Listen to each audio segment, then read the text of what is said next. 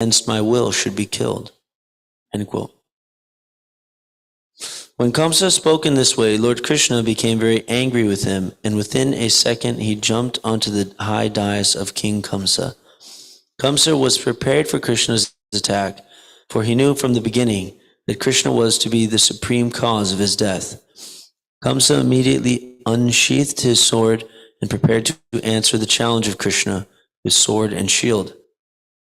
As Kamsa wielded his sword up and down, hither and thither, Lord Krishna, the supreme powerful Lord, caught hold of him with great force.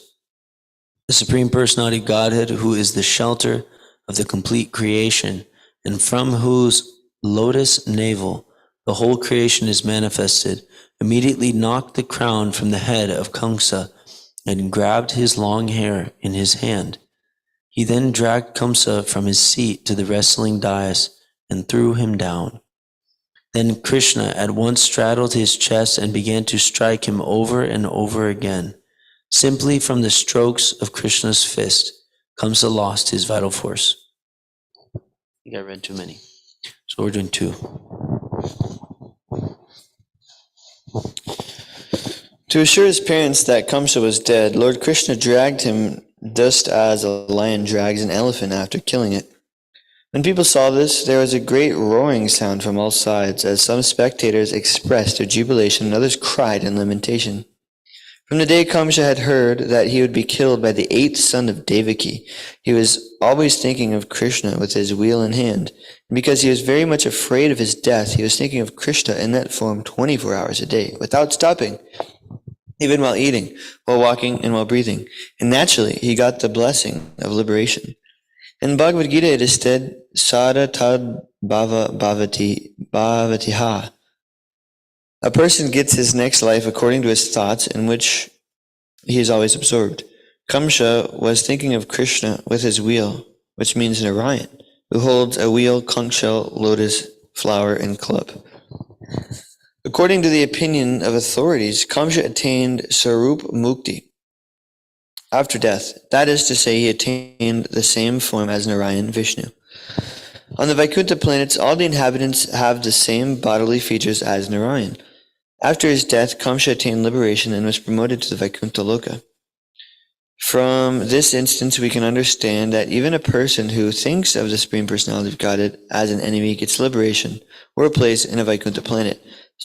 So what to speak of the pure devotees, who are always absorbed in favorable thoughts of Krishna? Even an enemy killed by Krishna gets liberation and is placed in the impersonal Brahma Jyoti. Since the personality of Godhead is all good, anyone thinking of him, either as an enemy or as a friend, gets liberation. But the liberation of a devotee and the liberation of an enemy are not the same. The enemy generally gets the liberation of Sayujya, and sometimes he gets Sarupya liberation. Kamsa had 8 brothers, headed by Kanka, all of them younger than he, and when they learned that their elder brother had been killed, they combined together and rushed toward Krishna in great anger to kill him. Kamsa and his brothers were all Krishna's maternal uncles, brothers of Krishna's mother Devaki. When Krishna killed Kamsa, he killed his maternal uncle, which is against the regulations of Vedic injunctions. Although Krishna is independent of all Vedic injunctions, he violates the Vedic injunctions only in inevitable cases. Kamsa could not be killed by anyone but Krishna. Therefore, Krishna was obliged to kill him. But as far as Kamsa's 8 brothers were concerned, Balaram took charge of killing them. Balaram's mother, Rohini, although the wife of Vasudeva, was not the sister of Kamsa. Therefore, Balaram took charge of killing all of Kamsa's 8 brothers. He immediately took up an available weapon, most probably the elephant's tusk which he carried, and killed the 8 brothers one after another, just as a lion kills a flock of deer. Krishna and Balaram thus verified the statement that the Supreme Personality of Godhead appears in order to give protection to the pious and to kill the impious demons who are always enemies of the demigods. The demigods from the higher planetary system showered flowers, congratulating Krishna and Balaram. Although among the demigods were powerful personalities like Lord Brahma and Lord Shiva, and all joined together in showing their jubilation over Kamsa's death. There were beating of drums and showering of flowers from the heavenly planets, and the wives of the demigods dancing in ecstasy. The wives of Kangsa and his 8 brothers were grieved at the sudden death of their husbands, and all of them struck their foreheads and shed torrents of tears, crying loudly and embracing the bodies of their husbands, which lay on the wrestling dice. The wives of Kangsa and his brothers lamented, and addressing the dead bodies, "O dear husbands, you are so kind and are the protectors of your dependents. Now, after your death, we are also dead, along with your homes and children. We no longer look auspicious. On account of your death, the auspicious functions to take place, such as the sacrifice of the bow, have all been spoiled. Our dear husbands, you treated persons ill who were faultless, and as a result you have been killed. This is inevitable because a person who torments an innocent person must be punished by the laws of nature. We know that Lord Krishna is the Supreme Personality of Godhead. He is the Supreme Master and Supreme Enjoyer of everything. Therefore, one who neglects his authority can never be happy, and ultimately, as you have, he meets death." Since Krishna was kind and affectionate to his aunts, he solaced them as far as possible. The ritualistic ceremonies performed after death were then conducted under the personal supervision of Krishna, because he happened to be the nephew of all the dead princes. After finishing this business, Krishna and Balaram immediately released their father and mother, Vasudeva and Devaki, who had been imprisoned by Kangsa. Krishna and Balaram fell at their parents' feet and offered them prayers. Vasudeva and Devaki had suffered so much trouble from Kangsa because Krishna was their son. Devaki and Vasudeva, fully conscious of Krishna's exalted position as the Supreme Personality of Godhead, therefore, although Krishna touched their feet and offered them obeisances and prayers, they did not embrace him, but simply stood up to hear the Supreme Personality of Godhead. Although Krishna was born as their son, Vasudeva and Devaki were always conscious of his position. Thus, in the Bhaktivedanta purport of the 44th chapter of Krishna, the killing of Kangsa. Chapter 45, Krishna recovers the son of his teacher. When Lord Krishna saw Vasudeva and Devaki standing in a reverential attitude, he immediately expanded his influence of Yoga Maya so that they could treat him and Balaram as children. As in the material world, the relationship existing between father and mother and children can be established amongst different living entities by the influence of the illusory energy. So, by the influence of Yoga Maya, the devotee can establish a relationship in which the Supreme Personality of Godhead is his child. After creating this situation by his Yoga Maya, Krishna, appearing with his elder brother Balaram as the most illustrious son in the dynasty of the Sattvatas, very submissively and respectfully addressed Vasudeva and Devaki. "My dear father and mother, although you have always been anxious for the protection of our lives, you could not enjoy the pleasure of having us as your babies, as your growing boys, and as your adolescent youths." Krishna indirectly praised the fatherhood of Nanda Maharaj and motherhood of Yashoda as most glorious, because although he and Balaram were not their born sons, Nanda and Yashoda actually enjoyed their childhood pastimes. By nature's own arrangement, the childhood of the embodied living being is enjoyed by his parents. Even in the animal kingdom, parents are found to be affectionate to their cubs. Being captivated by the activities of their offspring, they take much care for their well-being. As for Vasudeva and Devaki, they were always anxious for the protection of their sons, Krishna and Balaram. That is why Krishna, after his appearance, was immediately transferred to another's house. Balaram was also transferred from Devaki's womb to Rohini's womb. Vasudeva and Devaki were full of anxieties for Krishna's and Balaram's protection, but they could not enjoy their childhood pastimes. Krishna said, "Unfortunately, being ordered by our fate, we cannot be raised by our own parents to enjoy childhood pleasures at home. My dear father and mother, a man cannot repay his debt to his parents from whom he gets this body, which can bestow upon him all benefits of material existence. According to the Vedic injunctions, this human form of life enables one to perform all kinds of religious activities, fulfill all kinds of desires, and acquire all kinds of wealth. And only in this human form is there every possibility that one can get liberation from material existence. This body is produced by the combined efforts of the father and mother. Every human being should be obliged to his parents and understand that he cannot repay his debt to them. If after growing up a son does not try to satisfy his parents by his actions or by an endowment of riches, he is surely punished after death by the superintendent of death and made to eat his own flesh. If a person is able to care for or give protection to old parents, a chaste wife, children, the spiritual master, brahmanas, and other dependents, but does not do so, he is considered already dead, although he is supposedly breathing. My dear father and mother, you have always been anxious for our protection, but unfortunately we could not render any service to you. Until now we have simply wasted our time, due to reasons beyond our control. We could not serve you. Mother and Father, please excuse us for our sinfulness. When the Supreme Personality of Godhead was speaking as an innocent boy, in very sweet words, Vasudeva and Devaki became captivated by parental affection and embraced him with great pleasure. They were amazed and could not speak or answer the words of Krishna, but simply embraced him and Balaram in great affection and remained silent, shedding incessant tears.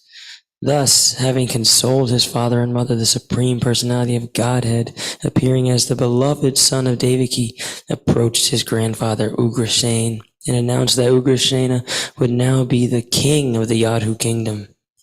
Kamsa had been forcibly ruling the kingdom of Yadu in spite of the presence of his father, whom he had arrested. But after the death of Kamsa, his father was released and announced to be the monarch of the Yadu kingdom. It appears that in those days, in the western part of India, there were many small kingdoms ruled by the Yadu dynasty, Andhika dynasty, Vrishni dynasty, and Bhoja dynasty. Maharaj Ugrasena belonged to the Bhoja dynasty. Therefore, Krishna indirectly declared that the king of the Bhoja dynasty would be the emperor of other small kingdoms. Krishna willingly asked Maharaj Ugrasena to rule over himself and Balaram because they were his subjects. The word Praja is used both for progeny and for citizens, so Krishna belonged to the Praja, both as grandson of Maharaj Ugrasena and as a member of the Yadu dynasty. Thus, he voluntarily accepted the rule of Maharaj Ugrasena. He informed Ugrasena being, quote, being cursed by Yayati, the kings of the Yadu dynasty may not occupy the throne. It will be our pleasure to act as your servants. My full cooperation with you will make your position more exalted and secure, so that the kings of other dynasties will not hesitate to pay their respective revenues. Protected by me, you will be honored even by the demigods from the heavenly planets. My dear grandfather, out of fear of my late uncle Kamsa, all the kings belonging to the Yadu, Vrishni, Andhaka, Madhu, Dashara, and Kukura dynasty were very anxious and disturbed. Now you can pacify them all and give them assurance of security. The whole kingdom will be peaceful. End quote. All the kings in the neighboring area had left their homes in fear of Kamsa and were living in distant parts of the country. Now, after the death of Kamsa and the reinstallment of Ugrasena as the king, the neighboring kings were given all kinds of presentations and comforts. Then they returned to their respective homes. After this nice political arrangement, the citizens of Mathura were pleased to live in Mathura, being protected by the strong arms of Krishna and Balaram. On account of good government in the presence of Krishna and Balaram, the inhabitants of Mathura felt complete satisfaction in the fulfillment of their material desires and necessities. And because they saw Krishna and Balaram daily, face to face, they soon forgot all material miseries completely. As soon as they saw Krishna and Balaram coming out on the street, very nicely dressed and smiling, and looking at the citizens with grace, the citizens were immediately filled with loving ecstasies, simply by seeing the presence of Mukunda, the personal presence of Mukunda. The name Mukunda refers to one who can award liberation and transcendental bliss. Krishna's presence acted as such a vitalizing tonic that not only the younger generation, but even the old men of Mathura became fully invigorated with youthful energy and strength by regularly seeing him. Nanda Maharaj and Yashoda were also living in Mathura because Krishna and Balaram were there, but after some time they wanted to go back to Vrindavan. Krishna and Balaram went before Nanda and Yashoda and very affectionately embraced them. And then the two lords spoke as follows. Dear father and mother, although we were born of Vasudeva and Devaki, you have been our real father and mother, because from our very birth and childhood you raised us with great affection and love. Your affectionate love for us was more than anyone can offer one's own children. You are actually our father and mother because you raised us as your own children, and we were just like orphans. For certain reasons, we were rejected by our father and mother, and you protected us. Dear father and Mitinother, we know that you will feel separation among turning to Vrindavan and leaving us here. But please rest assured that we shall come back to Vrindavan just after giving some satisfaction to our real father and mother, Vasudeva and Devaki, and our grandfather and other family members. Krishna and Balaram thus satisfied Nanda and Yashoda by sweet words and by presentations of various kinds of clothing, ornaments, and copper utensils. They satisfied them along with their friends and neighbors who had come with them from Vrindavan to Mathura as fully as possible. On account of excessive parental affection for Balaram and Krishna, Nanda Maharaj felt tears in his eyes, and he embraced them and started with the cowherd men for Vrindavan. After this, Vasudeva had his sons initiated by the sacred thread as the token of second birth, which is essential for the higher castes of human society. Vasudeva called for his family priest and learned brahmanas, and the sacred thread ceremony of Krishna and Balaram was duly performed. During this ceremony, Vasudeva gave various ornaments in charity to the brahmanas and endowed them with cows decorated with silken cloths and golden ornaments. Then Vasudeva remembered the cows he had wanted to give in charity to the brahmanas after the birth of Krishna and Balaram. But being imprisoned by Kamsa at that time, Vasudeva had been able to do so only within his mind, for Kamsa had stolen all his cows. With the death of Kamsa, his cows were released, and now Vasudeva gave the actual cows to the brahmanas. Then Balaram and Krishna were duly initiated with the sacred thread ceremony, and they repeated the chanting of the Gayatri mantra. The Gayatri mantra is offered to disciples after the sacred thread ceremony, and Balaram and Krishna properly discharged the duties of chanting this mantra. Anyone who executes the chanting of this mantra has to abide by certain principles and vows. Although Balaram and Krishna are transcendental personalities, they strictly followed the regulative principles. They were initiated by their family priest Gargacharya, usually known as Gargamuni, the Acharya of the Yadu dynasty. According to Vedic culture, every respectable family has an Acharya, or spiritual master. One is not considered a perfectly cultured man without being initiated and trained by an Acharya. It is said, therefore, that one who has approached an Acharya is actually in perfect knowledge. Lord Krishna and Lord Balaram are the Supreme Personality of Godhead, the master of all education and knowledge. There was no need for them to accept a spiritual master or Acharya, yet for the instruction of ordinary men, they also accepted a spiritual master for advancement in spiritual knowledge. It is customary, after being initiated in the Gayatri mantra, for one to live away from home for some time under the care of the Acharya, to be trained in spiritual life.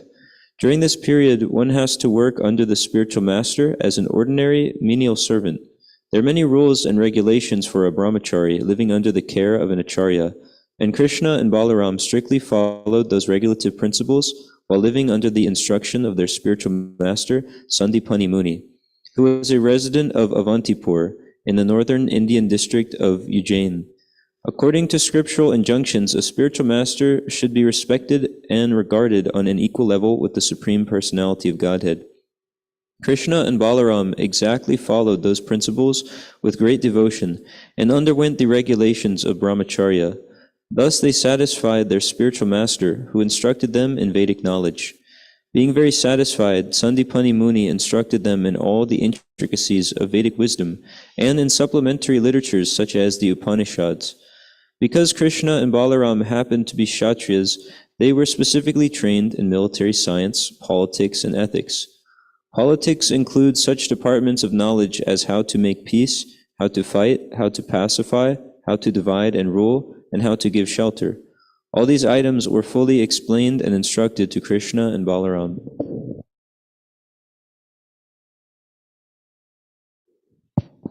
The ocean is the source of water in a river. The cloud is created by the evaporation of ocean water, and the same water is distributed as rain all over the surface of the earth, and then returns to the ocean in rivers. So Krishna and Balaram, the Supreme Personality of Godhead, are the source of all knowledge. But because they were playing like ordinary human boys, they set the example so that everyone would receive knowledge right from the right source. Thus they agreed to take knowledge from a spiritual master. After hearing only once from their teacher, Krishna and Balaram learned all the arts and sciences. In 64 days and 64 nights, they learned all the necessary arts and sciences required in human society. During the daytime, they took lessons on a subject from the teacher, and by nightfall, they were expert in that department of knowledge.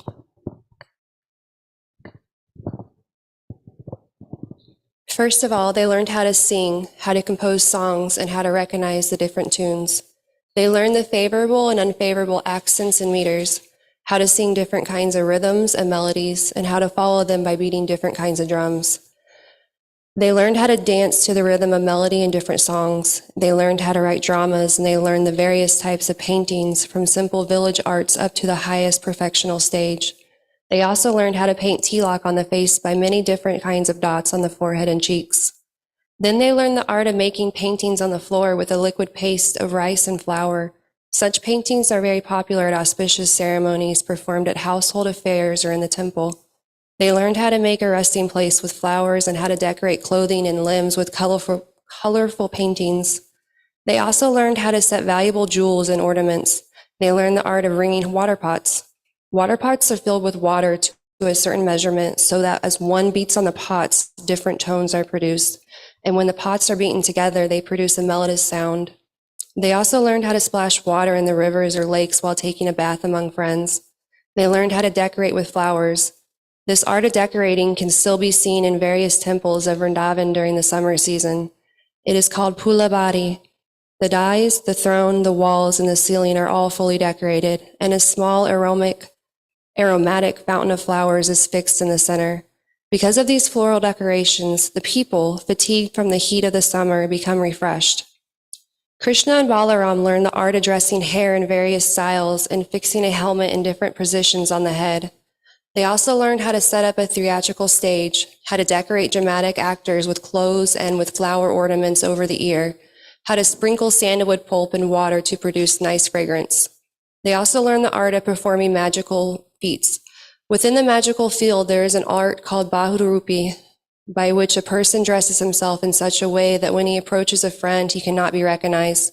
Krishna and Balaram also learned how to make various syrups and beverages required at various times, having various tastes and intoxicating effects. They also learned different types of sewing and embroidery work, as well as how to manipulate thin threads for dancing puppets. This art includes how to string wires on musical instruments, such as the veena, sitar, esaraja, and tambura, to produce melodious sounds. Then they learned how to make and solve riddles. They learned the art of how even a dull student can very quickly learn the alphabet and read books. Then they learned how to rehearse and act out a drama. They also studied the art of solving crossword puzzles, filling up the missing spaces, and making complete words. They also learned how to draw and read pictographic literature. In some countries in the world, pictographic literature is still current. The story is represented by pictures. For instance, a man and house are pictured to represent a man going home. Krishna and Balaram also learned the art of architecture, how to construct residential buildings. They learned to recognize valuable jewels by studying their luster and colors. Then they learned the art of placing jewels in a gold and silver setting so that they looked very beautiful. They also learned how to study soil to find minerals. The study of soil is now a greatly specialized science, but formerly it was common knowledge even for the ordinary man. They learned to study herbs and plants to discover how they would act as a medicine for different ailments. By studying the different species of plants, they learned how to crossbreed plants and trees and get different types of fruits. They learned how to train and engage rams and cocks in fighting for sport. They then learned how to teach parrots to speak and to answer the questions of human beings. They learned practical psychology, how to influence another's mind, and thus induce another to act according to one's own desire. Sometimes this is called hypnotism. They learn how to wash hair, dye it different colors, and curl it in different ways.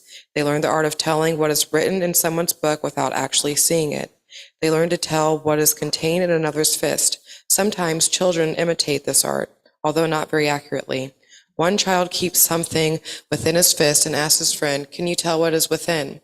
And the friend gives some suggestion, although he actually cannot tell. But there is an art by which one can understand and actually tell what is held within the fist.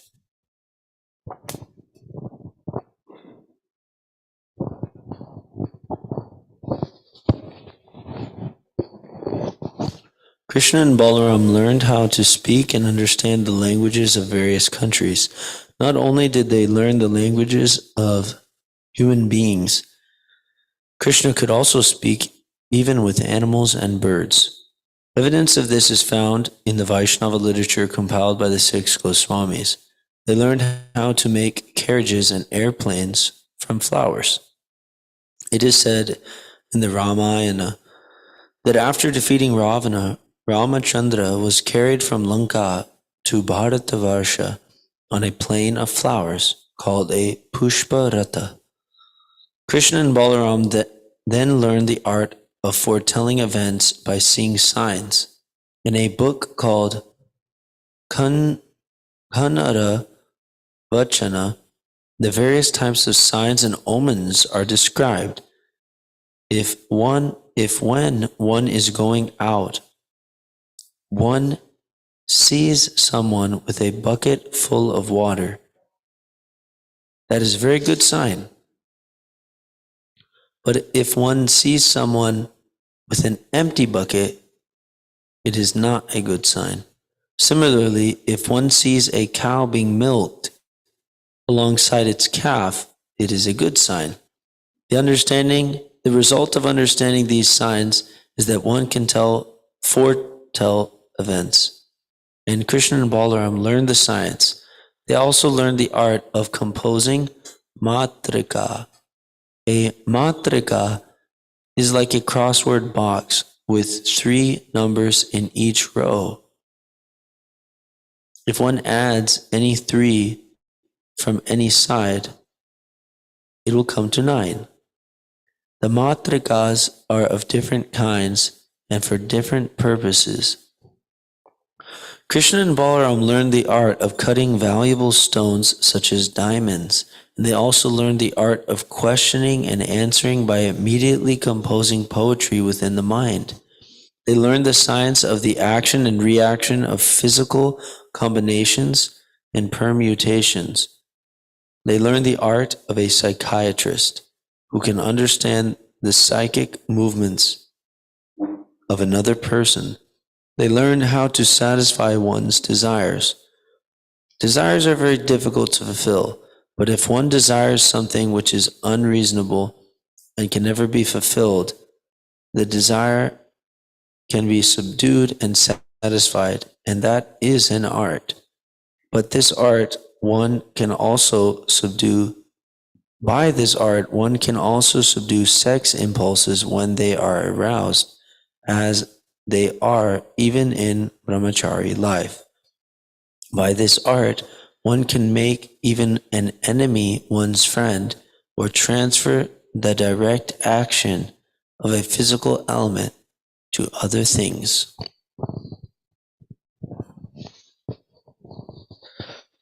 Lord Krishna and Balaram, the reservoir of all knowledge, exhibited their perfect understanding of all the arts and sciences mentioned above. Then they offered to serve their teacher by awarding him anything he desired. This offering by the student to the teacher or spiritual master is called Guru Dakshina. It is essential that a student satisfy the teacher in return for any learning received, either material or spiritual. When Krishna and Balaram offered their service in this way, the teacher Sandipani Muni thought it wise to ask them for something extraordinary, something no common student could offer. He therefore consulted with his wife about what to ask from them. He and his wife had already seen the extraordinary potencies of Krishna and Balaram, and could not understand that the two boys were the supreme, personality of Godhead. They decided to ask for the return of their son, who had drowned in the ocean near the shore at Parabhashetra. Heard from the teacher about the death of his son. They immediately started for Parabhashetra on their chariot. Reaching the beach, they asked the controlling deity of the ocean to return the son of their teacher. The ocean deity immediately appeared before the Lord and offered him all respectful obeisances with great humility.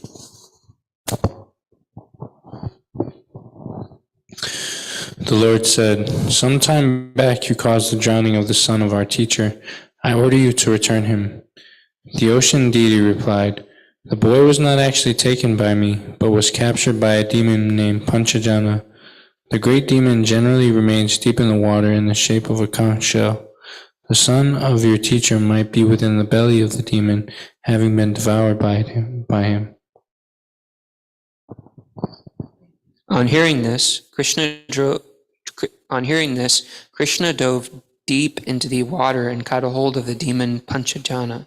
He killed him on the spot, but could not find the son of his teacher within his belly. Therefore he took the demon's dead body in the shape of a conch shell and returned to his chariot on the beach of Prabhashetra. From there he started for Samyamani, the residence of Yamaraj, the superintendent of death, accompanied by his elder brother Balaram, who is also known as Halayuda. Krishna arrived there and blew on his conch shell. Hearing the vibration, Yamaraj appeared and received Sri Krishna with all respectful obeisances. Yamaraj could understand who Krishna and Balaram were, and therefore he immediately offered his humble service to the Lord. Krishna had appeared on the surface of the earth like an ordinary human being, but actually Krishna and Balaram are the super soul living within the heart of every living entity. They are Vishnu himself, but were playing just like ordinary human boys. When Yamaraj offered his services to the Lord, Sri Krishna asked him to return his teacher's son, who could come to him as a result of his work. Considering my ruling supreme, said Krishna, you should immediately return the son of my teacher. Yamaraj returned the boy to the Supreme Personality of Godhead, and Krishna and Balaram brought him to his father. The boys asked if their teacher had anything more to ask from them, but he replied, "My dear sons, you have done enough for me. I am now completely satisfied. What further want can there be for a man who has disciples like you? My dear boys, you may now go home. These glorious activities of yours will always be renowned all over the world. You are above all blessings, yet it is my duty to bless you. I therefore give you the benediction that whatever you speak will remain as eternally fresh as the instructions of the Vedas. Your teachings will be honored not only within this universe or in this millennium, but in all places and ages, and will remain increasingly new and important. Due to this benediction from his teacher, Lord Krishna's Bhagavad Gita is ever increasingly fresh and is renowned not only within this universe, but in other planets and other universes also." Being ordered by their teacher, Krishna and Balaram immediately returned home on their chariot. They traveled at great speed like the wind and made sounds like the crashing of clouds. All the residents of Mathura, who had not seen Krishna and Balaram for a long time, were very much pleased to see them again. They felt joyful like a person who has regained his lost property. Thus ends the Bhaktivedanta purport of the 45th chapter of Krishna. Krishna recovers the son of his teacher. Srimad Krishna book. Chapter 46, Uddhava visits Vrindavan. There's like a minute left. Nanda Maharaj returned to Vrindavan without Krishna and Balaram. He was accompanied only by the cowherd boys and men. It was certainly a very pathetic scene for the gopis, Mother Yashoda, Sri Mati Radharani, and all the other residents of Vrindavan. Many devotees have tried to make adjustments to Krishna's being away from Vrindavan because, according to expert opinion, Krishna, the original Supreme Personality of Godhead, never goes even a step out of Vrindavan. He always remains there. The explanation of expert devotees is that Krishna was actually not absent from Vrindavan. He came back with Nanda Maharaj as promised. Srimad Krishna Book ki Jai. Jai. Jai. Shri Shri Gauranitai ki Jai. All glories to Rupa Nuga Veda College and Hare Krishna KC.